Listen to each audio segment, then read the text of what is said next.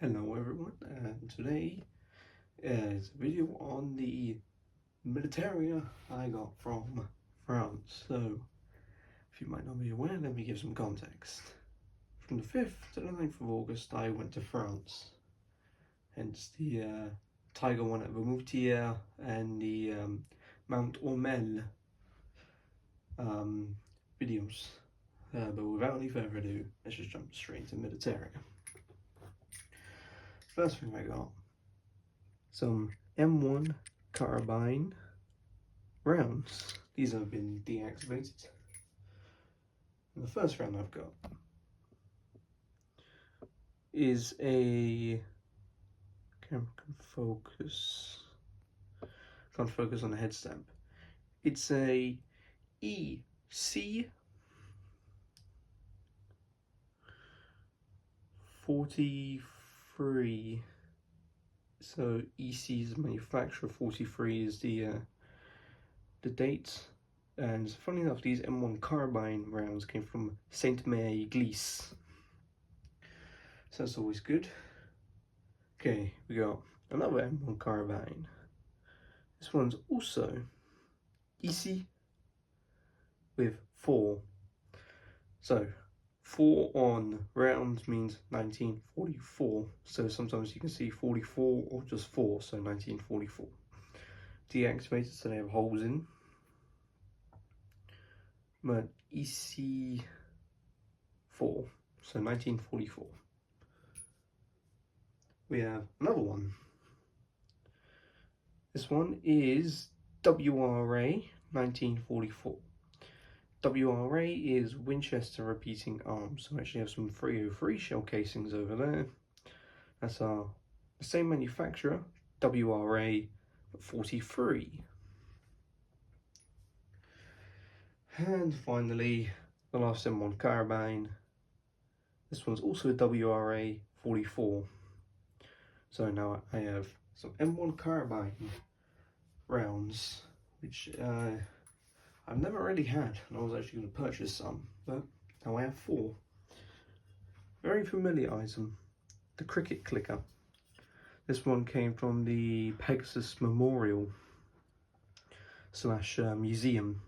So it has D-Day, English, June 6, 1944, and the French one. So there's the French, there's the English. These were used by US paratroopers, so if they heard something they would do this. And this is the response they would get back. That's the response. And supposedly a German Mauser bolt, like the bolt action, sounds like one of these, so I'll have to test it out some other time. But very nice, came from the Pegasus Bridge Museum, Memorial / museum. Very nice item. So we're working our way from smallest to biggest, and I think we'll work up to the next one. Denix. You've seen this one before. It is my Denix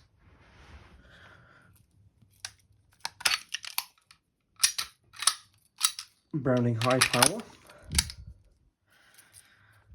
You've seen this one before. Very nice. Of course, you might have also noticed whenever I've done this and dry fired, the hammer doesn't always return back. That's because the one weakness of this that I found out is the hammer spring. So if you cock it dry fire a bit too much, the spring will literally shatter in 2 pieces. I actually have the spring as well, so I'll put up a picture here. So that's the spring, so I've just had to make a makeshift spring. Of course, the hammer will return if it's at an angle, so help with gravity. But other than that, it's the same old Browning High Power. Whenever my weapons have had a bit of a modification, I normally call them, whatever the weapon is, Star. So this is the Browning High Power Mark II Star. And the last, but not least, item, pretty big one. We all know this, German gas mask. This is just a canister, and it has a tag of 70. I did not pay €70. I paid €60, so a little bit cheap. This one has a story. I bought this at Arromanches, which is just near some of the British beaches. Can't think where, but it's near some of the beaches, and I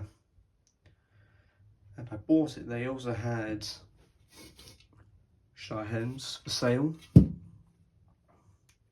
Of course, all of the bits and pieces were found in Arromanches and donated by veterans. So, such as this one.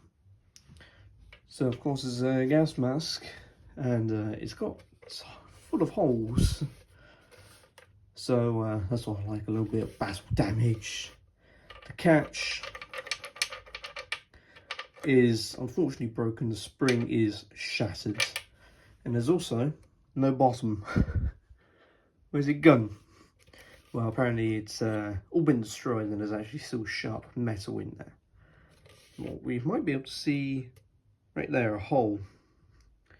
So that is presumably a bullet hole. It came right on through and came out the other end. Or came through this end, came out here. And actually this has a gas mask inside. This is actually my first, I want to say, semi-relic gas mask.